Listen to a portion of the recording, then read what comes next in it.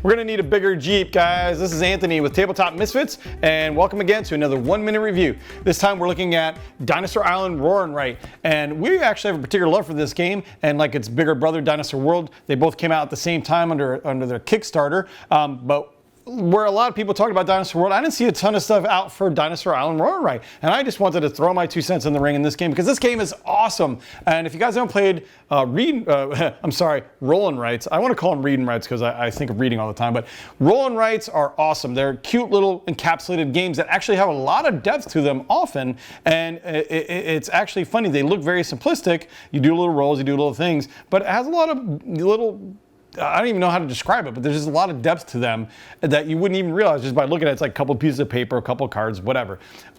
This game especially is packed. It's packed with things to do, little mechanics, drawing, all kinds of stuff in this game. I mean, it's just a ball. And I'm going to get to the actual meat and potatoes of this, but it definitely lives up to its bigger brother's namesake. Now, first of all, theme. Pandasaurus does a great job with theme, and they didn't fail here. They took the same kind of designs that they took from Dinosaur World and stuff and put it on this. Same kind of art and fonts and the dinosaur-y look and everything else. Dinosaurs, of course, all over the place. It's all captured on this. Now, this was a Kickstarter edition. I'm not sure if the retail edition comes with all the same stuff, but I think it does, as far as I know. We got this awesome Dinosaur Island Rawr Write bag and the same kind of clear amber dice and everything. They just did a good job. I think actually where this differs, I have a, dinosaur erasers. I don't even know if they're in here anymore, but I had little dinosaur erasers that actually look like the dinosaurs. They're adorable. So theme is on point, of course. They cannot fail at that. They did a perfect dinosaur theme. Components are very good, especially for a roll and write. Now, roll and writes have these pieces of paper, of course, so I mean, you're not looking for anything amazing. They're paper, obviously, but they're what you need. The cards are solid. They're very laminated. You have your little board here. Dice are perfect. They're nice and large and chunky and just solid dice in the bag and everything. Just very solid components. I mean, you're not getting a ton of stuff. It is a roll and write, but the components are perfect for exactly what you're looking for this kind of game. Complexity. Now, the complexity of this game surprisingly is deep. Now, not to say it is a necessarily very hard game to play. However, there is a little bit of learning in this game. You not only have to just roll and do things, but you have stuff to keep up on your board. Every time I play, I find myself having to look up a couple of things on the rules because you roll, you use your dice to actually put on the board to trigger actions.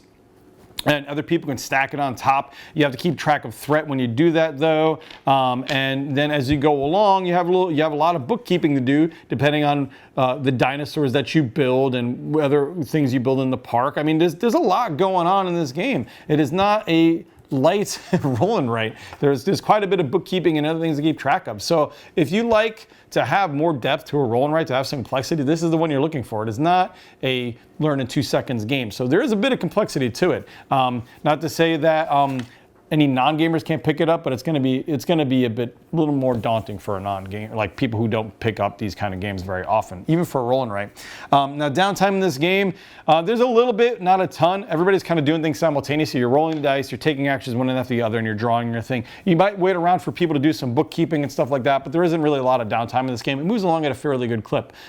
Mostly people just processing and mathing and doing things like that. So downtime's not too bad. You're not going to be very bored waiting for people's turns, which is a big factor for me because I just wander off at random times.